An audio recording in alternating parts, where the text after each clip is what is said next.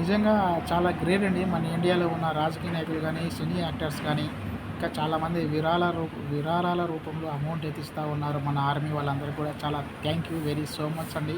ఇలా ఎప్పటికి కూడా కలిసిమెలిసి ఉంటేనే మన ఇండియా మీద ఎవరికి కూడా దాడి చేయలేరండి. దయచేసి మనందరం కూడా ఒకటే ఆలోచన చేయాలి. మన ఇండియా జోలికి ఎవరొచ్చినా సరే వాళ్ళ అంతు పట్టేలా ఉండాలి. దయచేసి ఇంకా సహాయం చేయండి. మీ తోచినకాడికి సాయం చేయండి మన ఇండియన్ ఆర్మీకి.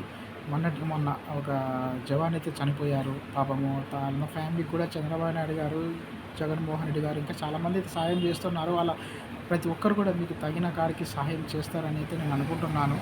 మన ఇండియన్ ఆర్మీకి అయితే సహాయం చేయండి అండి. డబ్బులు మాత్రం చాలా ఇబ్బందుల్లో అయితే ఉన్నారు కదా జవాన్లు చాలామంది. చనిపోయే అవకాశం ఉంది. పెద్ద పెద్ద యుద్ధం చాలా పెద్దగా జరిగితే కానీ వాళ్ళందరిని ఆదుకోవాలి అంటే మనందరం కూడా డబ్బులు ఇస్తేనే కదా వాళ్ళందరికీ డబ్బులు ఇవ్వగలుగుతుంది సెంట్రల్ గవర్నమెంట్.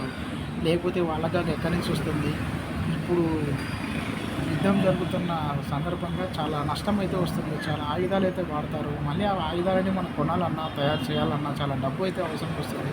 అన్ని దాంట్లకు కూడా మనం సాయం చేసే డబ్బే ఉపయోగపడుతుంది. అదంతా కూడా మీ అందరికీ తెలుసు.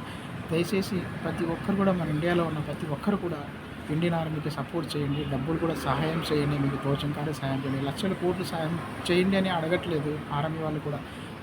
మనము సహాయం చేస్తేనే మన ఆర్మీకి ఒక బలం అనేది ఉంటుంది. దయచేసి సహాయం చేస్తారని అనుకుంటున్నాను. నేనేమైనా తప్పు మాట్లాడినా నన్ను క్షమించండి.